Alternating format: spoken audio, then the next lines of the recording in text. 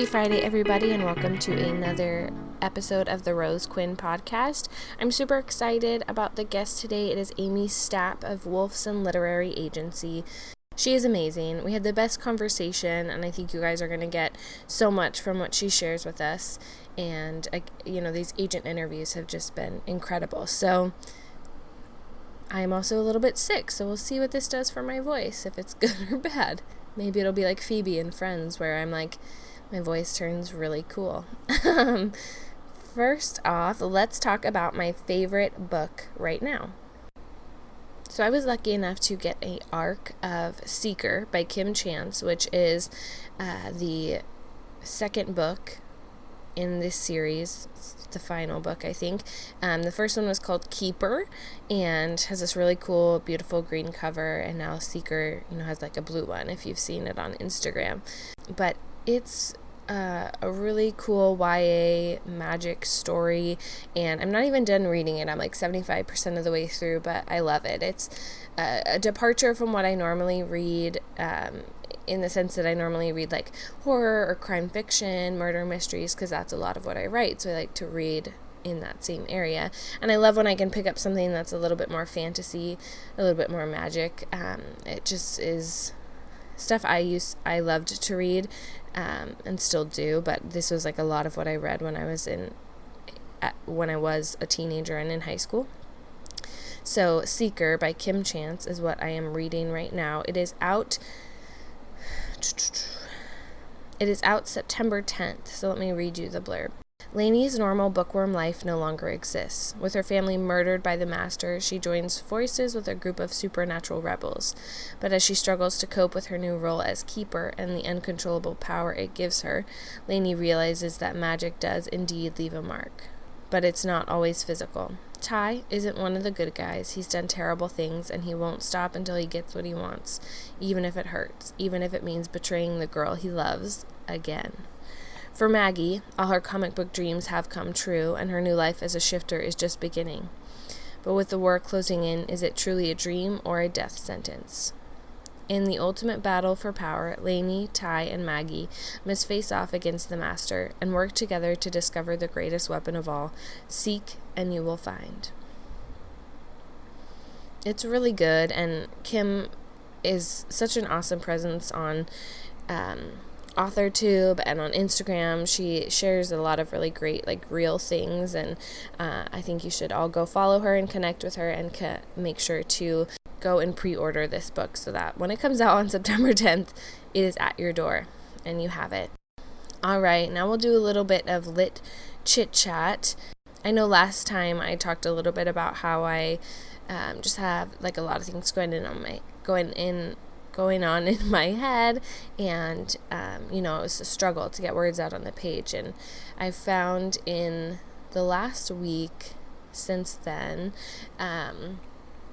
still a lot of those things going on, but more just because we have a lot of changes going on in our schedule. So, school starts soon, and I've never done school with kids, taking them to school, picking them up, making lunches, doing all that stuff. So that'll be really new for me and exciting. And I found that during this last week of summer, I was just focused on hanging out with the kids and having stuff that they want to do. It's also been dreadfully hot here, which always just makes me want to do nothing. I've spent some time getting into an old hobby. I used to sew all the time and make cool stuff. So I made a couple cool floor pillows for the kids, and I've just taken some time to do other things besides writing to kind of help me just feel fulfilled in a different way, which has been fun. And but I had some great podcast interviews yesterday that I recorded that actually kind of helped spark some inspiration and some cool things that I want to get back to on my story. So that was good too. I took a break. I did what I needed to kind of just relax and spend time with the kids and my family, and now I have a little bit more motivation to go back and be okay, now I'm ready to get some words on the page, even if it's not a lot, because kids are kids and will only let you write in 10-minute increments.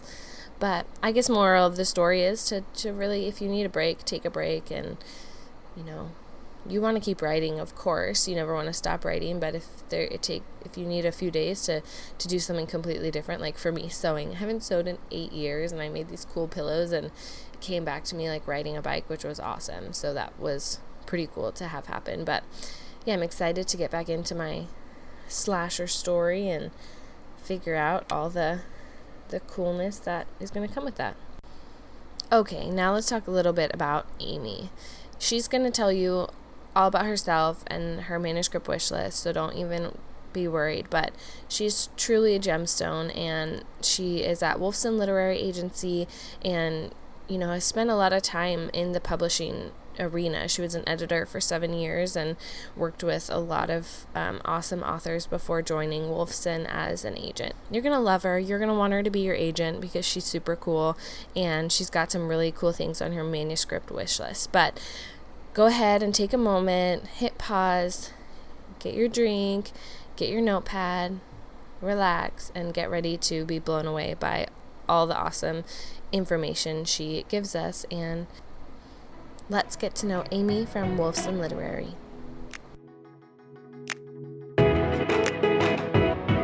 Amy, could you tell us a little bit about yourself and then what drew you to publishing and being a literary agent?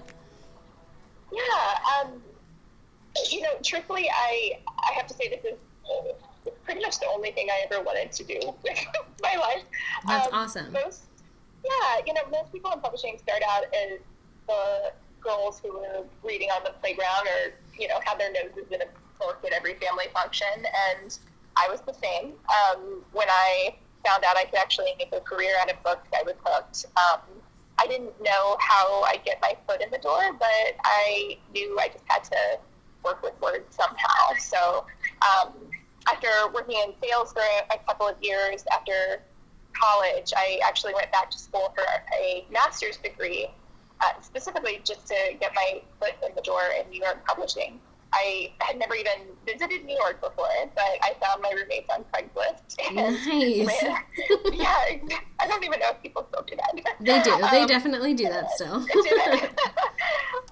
So yeah, I landed in New York 2 days before my summer internship with Tor Books, and I spent 7 years as an editor at Macmillan, and then made the jump over to agenting just before the new year. So yeah, like I said, as a kid, publishing was always the dream job, and to be honest, I still kind of have to pinch myself sometimes. I get to do what I love every single day. I love that. I love hearing that because I think on the writer side of it, I think it takes a while and can be hard for certain writers in the query trenches or really who are down and have had 100 rejections to remember that literary agents love it just as much as we do. They want to help. They are just as passionate about it. So I think that's a good reminder. Yes, well, and we're just as sensitive to the rejections too. We're getting rejected at every stage of the process too. Yeah. So we've all had the one that got away, and we've all offered on authors who ended up picking someone else or whatever the case may be. So yeah, at the end of the day, we're all just passionate readers, and finding the right agent is really it's kind of like dating. I mean, quite honestly, it is, yeah. Yeah, and the query could basically be your first date. Like sometimes it just clicks, and sometimes it doesn't. Yes, and I think that's a good analogy. I haven't thought about it that way before, but I think that kind of can help explain the sting that people get when you get that, form response that was just like, oh, I just wasn't really feeling this. That's like the breakup text from the first date. It's so true. And I can't tell you how many of those emails I've agonized over, because it's like I genuinely want to convey that I like your writing, but something about this just isn't clicking for me. And if I could put my finger on it, then maybe we'd be able to fix it together. But at the end of the day, it just tells me maybe I'm not the best fit for this. Yeah, and you get so many of the queries and you have to be picky for what you spend your time on. Yeah, well, and especially since I've worked on the editorial side for a long time, like I know exactly how hard it is to get it through acquisition, and how many people you need to get on board. So you have to take on something that you just absolutely love. And that's only fair to the author too. You know, you want an agent who doesn't have, you know, some reservations. Yes. You want an agent who is just as passionate and is going to fight for it just as much as you would. Yeah. Absolutely. So you said that you know, were that kid who would read on the playground. So your love of books has always been with you. Do you remember, you know, like the beginning of that or how it really got started for you? Yeah, you know, I give credit to my two grandmothers.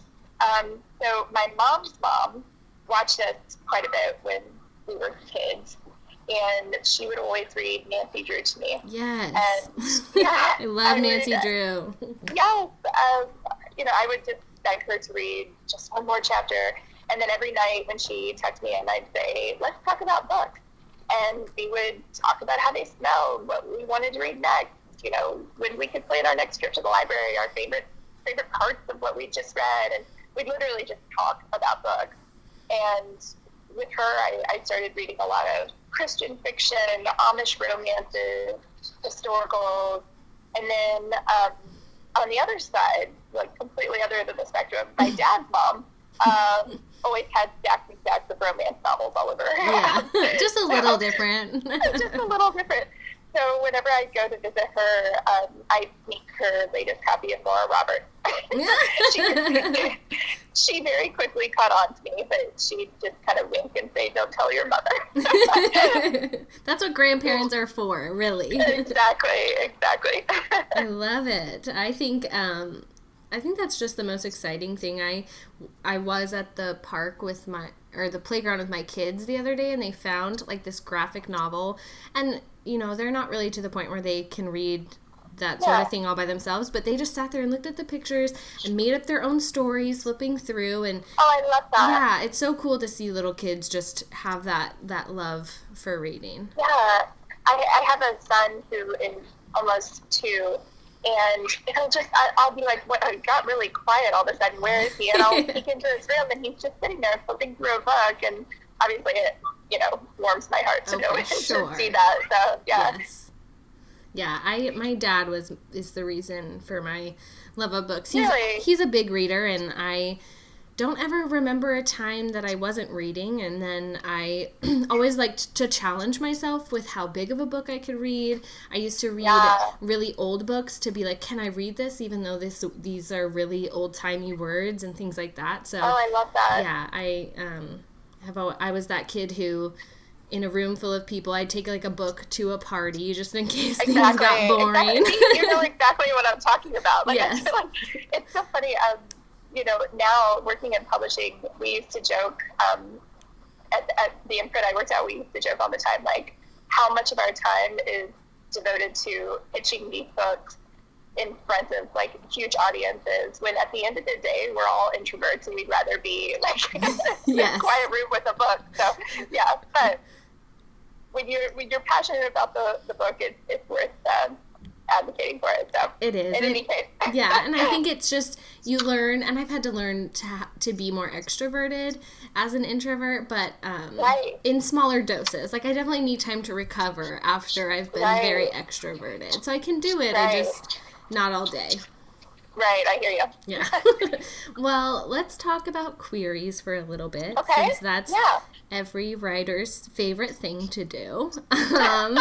So let's talk about that, like, specified formula. So not the agency requirements or, you know, each agent's requirements, but just, and it's hard, you know, because I feel like it kind of changes around, but do you think queries need to stick to that specified formula of just, you know, keeping it simple, the who, what, stakes, and then a bio?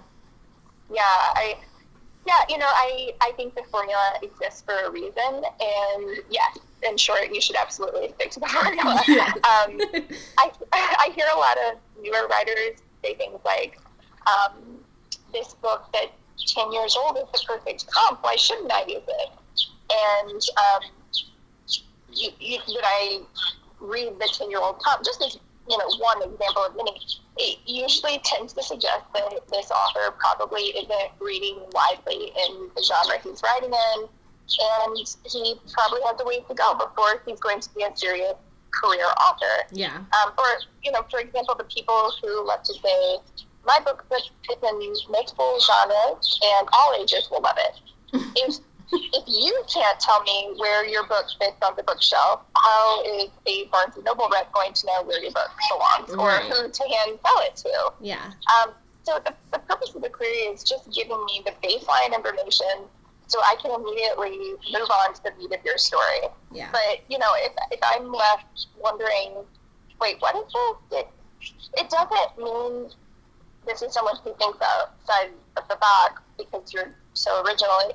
Honestly, it usually means you're probably just a little inexperienced or you just haven't done your homework, or you maybe think the rules don't apply to you, and that usually means an author who doesn't take editorial feedback very well. And I don't mean that to be insulting because, I'm someone who very much believes that this is a craft, not a talent. So if you're not there yet, it doesn't mean you can't be there. It's just something you have to continue to develop. A query is just your 30-second elevator pitch. It's your cover letter. You should be able to tell me in just a couple sentences the big picture hook of what your book is about. And like I said, if you can't do that yet, maybe you're not really ready to query just yet. So yeah. I think, presumably, I'm sorry, go ahead. I was just going to say, I think a lot of writers try and stand out, and that's why they, break away from the formula. But I think that But it's almost more distracting, in all honesty. It really is. And, presumably you've already done your homework, so you know that, for me, for example, I'm looking for female-driven suspense, like Megan Abbott, or magical realism, like Sarah Addison Allen. So, the part of the query I usually hear the most complaints about is finding the right comp, but it should really be, it should really work to your advantage. When you query me and you say, this is a Southern magical realism, perfect with fans of Sarah Addison Allen, you already know I'm taking the bait. Right. So it's just, I'm a firm believer in keeping it professional and sticking to the formula. Perfect. And I think the comps is something that I feel like there's been a lot of conversation over lately, but I think that is actually really easy if you are reading widely, if you're reading in the genre you're writing, it'll come way more naturally to you. So exactly. Yeah, I completely agree. Yeah, so if comps are hard, stop writing and read a little bit so you know what to use. It's so true. And if you hit the right tone, your agent may use those same comps to sell it to the editor, and the editor will use those same comps to pitch it to their team internally, and sometimes that even ends up going into the marketing copy for readers to use. So they're just so helpful to immediately identify the type of person who will love this book. Definitely. So, in your experience of reading queries, what would you say is your number one or some of your top query no-nos? Well, you kind of touched on this before, but agency instructions specifically, I think agencies have those instructions for a reason. Yeah. So I think that, I don't know, it matters to me. It does. And the number one advice I have is, like I said, just to keep it professional. I see, it's so funny, I see some writers who are, quite honestly, a little bit arrogant. They'll say something along the lines of, this book is going to make the right agent a lot of money if you're smart enough to collaborate with me. Oh, boy. I know. And then you get other writers who are, a little bit more insecure, and they'll say something like, I don't know if you're going to like it, but it's been my lifelong dream to someday see my name on the cover of a book, and, if you'd be so gracious as to, and then you just have the writers who are just simply professional. Yeah. They're just, they're reaching out to me because they've actually done their homework and know this is the kind of book I like, and they keep it short, simple, to the point. And I want to work with professional career authors. Definitely. Ones who take it seriously enough, but also have done their research and aren't, I couldn't imagine sending a query with like this book will make a lot of money for the right agent if you. I know. And so, like, honestly, people who would be listening to your podcast, it's probably not even advice for them because they're already doing their homework. Right. And they're the kind of person who knows that there are, so many great resources out there to tell you how to craft the perfect query. Obviously, your podcast being one of them. So, I think it's like I said, it's one of those quick markers of someone who's just honestly just kind of throwing something at the wall to see if it sticks. I hope that doesn't sound too harsh. I think, though, querying is a time when people need a little bit of a, like, reality check. At times. Yeah. I've used it as a reality check in my own writing. I think it can show you if it's not like a query's not coming to you, if you don't even know what to put in it or how to form, the pull of it. I think that can tell you something's wrong with your manuscript. I think, I think if you have, like, character soup going on in it, I think that also can just give you some clues about things that you need to focus on more or less. So I think it can be used as a reality check and in a good way, in a positive way. Right. No, I totally agree. Like, if it's not hitting the mark today, it doesn't mean that you can't have something that's blowing people away tomorrow. Mm-hmm. Definitely. So what things, besides not following agency instructions and being, super unprofessional, what things in a query or first pages will make you stop reading? Well, if it's not a genre I represent,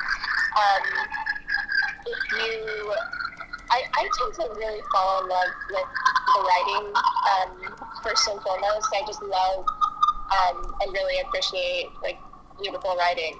So if you have some of the more common cliches in the first 5 pages, then I know this is probably more of a draft, and you're probably not at the querying an agent stage just yet. So silly things like a character letting out a breath they didn't know they were holding, or clenching their fists so tightly their nails cut into their palms, or saying something like, "But I'm getting ahead of myself. Let me start at the beginning."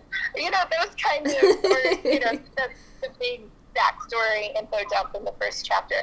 And you know that exactly the kind of things I mean, because people who read a lot will immediately recognize those little cliches. It's not bad, it's not a bad thing. It just means that maybe it still needs a bit more work. So that's why I always recommend joining a critique group, getting beta readers, going to writers' conferences, especially when you're just starting out. I think it's so important to have someone other than your family and friends critiquing your work. And the number one mistake I see is people who are simply submitting the work before it's actually ready. Yeah, and that can be hard because it can be hard, I think, for some people to know when that is because you're so excited about it. You think it's wonderful. But, you critique partners and ones that, like I have some friends who are critique partners, but I trust them enough and know that they'll be, like, harsh with me and be honest about what needs work, and so you definitely need to have it go through a round of that before you query anything.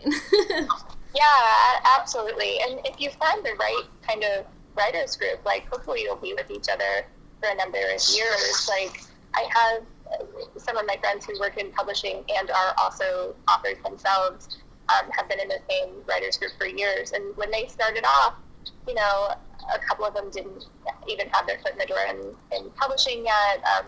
None of them had agents at the time, I think. And so you kind of grow with these people. These become the people who end up writing blurbs for you in 5 years. I think it's really valuable. I think it's so valuable. I think it can be really hard to find in our internet-based world. It can be hard to find. Agree. It can be hard to find writers groups and the critique partners who you're going to trust enough and value what they say without them just, like, beating you down to a pulp. But once you do find So once you do find it, you got to hold on to it. Absolutely. And sometimes going to local writers conferences will help with that. Or joining, maybe you'll see someone who's in your same city, and you can kind of make connections that way. Sometimes Obviously the internet is very helpful, but It is. no, I completely understand. I'm sympathetic to it. I have a girlfriend who has just started drafting a middle grade, and I just keep telling her to find writer friends, and she's like, okay, sure, where? So Right. I get it. Yeah. It's challenging. I mean, I went to a writers group once. I've been to a couple. One that was really awesome, really cool people that were, good at like the compliment sandwich. Like we would always start by complimenting something first, then what you work on, and then, something else we loved. But I went to one that was like a couple people ran it, and they were like the king and queen of writing, they thought.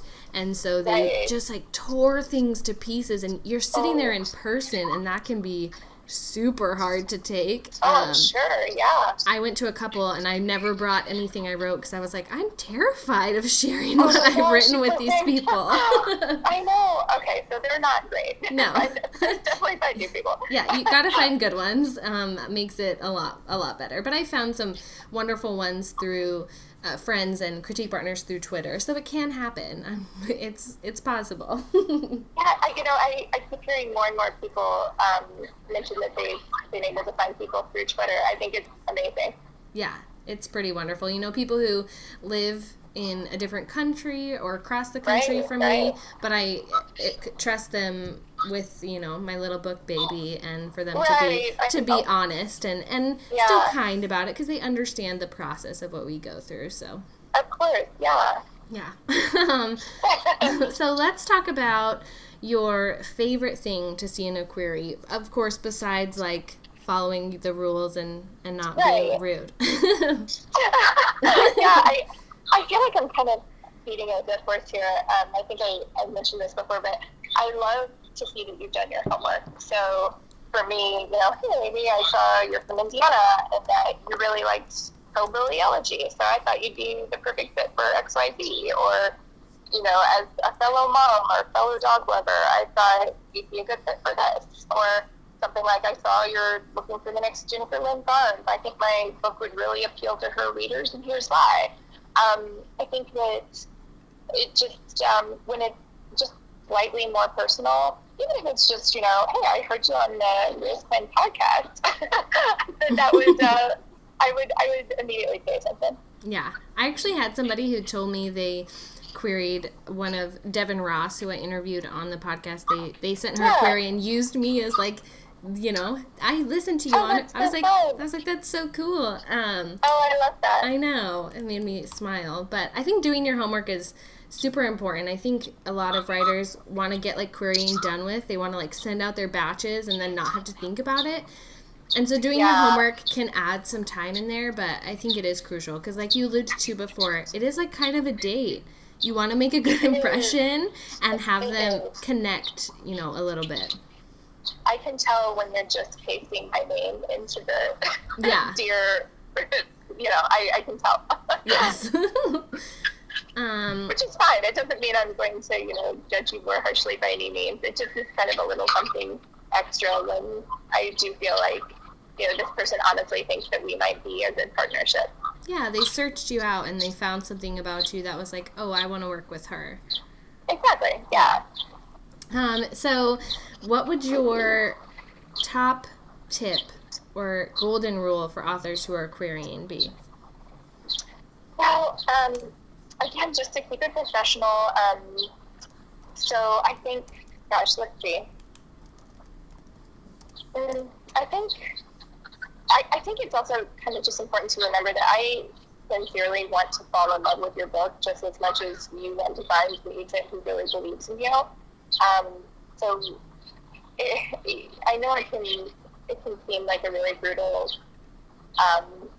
process, but there really is someone on the other end who is reading what you're writing and cares and is hoping that this will be the perfect match just as much as you are. So I think also, if you can really hone that hook, if you think of it almost like cover copy, the tagline that just immediately, in just a few words, summarizes what the book is about in such a snappy way, almost like a movie tagline or something. I think that it really, it just catches my eye. Yeah. It's hard to do. It's hard for me to do when I'm pitching it to editors. It's hard for editors to do when they're pitching it to sales. But the people who can do it well, it just shows me that it's a high concept, commercial book that is going to have a lot of potential. I think that's awesome. Yeah, it definitely makes sense. And I think all of it is good advice. And what I love about these interviews is just that for the writers who are deep in the query trenches, feeling real bad about their book or anything else, it's just good to hear from an agent's voice these things, because I think it can be easy to forget that you're just as passionate. You want to sell it and to bring great books out into the world. So it's a good reminder. Yeah. Well, and even when it's not necessarily the right fit for me, I've had many submissions where I'm like, oh my gosh, this person is a beautiful writer, but I just don't know if this is the book that we sell. And so I always try and do my best to give as much feedback as I possibly can. And obviously it's challenging when you're getting thousands of queries, but especially for the ones that I know have a long career ahead of them, but it just isn't the book that is necessarily going to start it. I try to give feedback, and I always, if this wasn't the right fit for me, like, let me see the next one. There's a very good chance you might be querying again in a few years, and maybe we could potentially work together again down the road. Yeah. All good things to remember. I think patience is something that I think is hard to come by for everybody in our world today. We just get everything we want super quick or the next day, you know. But I think it is publishing is slow. Yes. The entire process is slow. And I think it could be less about patience and more just about persistence. I think that's a better word for people to focus on. Absolutely. Yes, I completely agree. So what else do you look for in an author? You've read their query, you've read some pages or the whole novel, and you're on that call with them. What are you looking for when you're talking to them? Personality, I think, matters a lot. Just like any other job, you want to work with people that you're going to work well together, and you're going to get along well. If I like the query in the first 5 pages, I usually do honestly try to find the person online. Yeah. Just like I'm sure they looked me up online before they queried me. So it's not essential by any means, but I have to admit I definitely check just to get a sense of someone's personality. And then obviously if I request the call and fall in love with it, the phone call is essential just to make sure everyone's on the same page editorially, and you get a sense of what the expectations are. Nice. I think that is, before doing this and talking to agents and all that, I didn't realize kind of how that process would go, because I've never gotten there, but that after the query and the call, but I feel like that would be so nerve-wracking, but also cool just to talk to somebody who loves your book, is very passionate about it, and it's like your second date. Yeah, absolutely. Both people should be equally excited about this pairing. Yes, for sure. So what are you looking for right now? What's on your manuscript wish list? So I'd love to find a Southern Gothic. I'm really dying to find a great suspense right now. I love a twisty mystery. It's not necessary, but I always love a little bit of romance in anything I read. And right now I'm looking for a story that feels fresh and unique. So for me, that means a YA that doesn't take place entirely in the high school setting, or a women's fiction that shows me a unique culture I haven't read before, or a mystery that just honestly truly surprises me. So I love small town secrets and scandals. I love complex family dynamics, and I always want nuanced, complicated characters who just feel like real people. Yeah. Well, lovely. I'm sure lots of people are writing that down, and you're going to be getting some new queries in your inbox. Send them my way. I want them. Yes. Well, Amy, my last question for you is my favorite. Okay. I know it's also like the hardest one to answer at times, but what is your favorite book right now? This is not your favorite book of all time, just a book you've read recently that you really loved. Honestly, the best book I've read in recent months was just hands down Where the Crawdads Sing. Me and the rest of America. Yeah. I got married in Charleston, so maybe I'm just a sucker for the low country setting, but I was just completely surprised and charmed by that book. I talked to a few industry people recently who were like, oh, I liked it, but how is it such a runaway bestseller? But then I talked to people who aren't in publishing, and everyone I've talked to has just been, and people who don't read widely, like family members who maybe read 1 or 2 books a year. It's one that I feel confident recommending to everyone. And I think for me, it was primarily the setting. It's just so lush and immersive, and I don't know, I just loved it. That's awesome. Well, I have seen that one all over, and I know that was one of Reese Witherspoon's book picks. Yeah. Right. Yeah. But my to be read pile is atrociously large. Oh, I get it, girl. I get it. Trust me, I understand. I know. I love this question because I get to add new books to my list, but then I'm like, I have so many I have to read already. Well, after you read it, you'll have to tell me what you think. I will. I definitely will. So, Amy, thank you so much for chatting with me today and sharing a little bit about yourself and some query knowledge with us. Thank you so much, Rose. It's been fun. Okay, guys, another amazing Literary Agent podcast down. How do you feel? I feel good, and I just want you to know that there's so many more coming. It's crazy. You're going to be just in awe of the people on the podcast, authors and agents. I've got the whole rest of the year all booked up, but I am actively looking for 2020 guests, and that would be any authors that have books coming out and any agents or anybody else who wants to be on the podcast in the writing arena, of course. But if you want to connect, I'm on Instagram and Twitter at Rose Quinney, Q-U-I-N-N-Y, and it really means so much to me when people rate and review the podcast. I saw a new rating on iTunes, and it just made my day. So if you would, it really helps the podcast reach more people if you can rate and review. And if you don't listen to it on iTunes, just screenshot it, share it wherever you can on your Instagram, on your Twitter. Just it really helps, especially with these agent interviews. I think it's so crucial for lots of new and even seasoned writers to get this information. So alrighty, guys, I'll see you next week.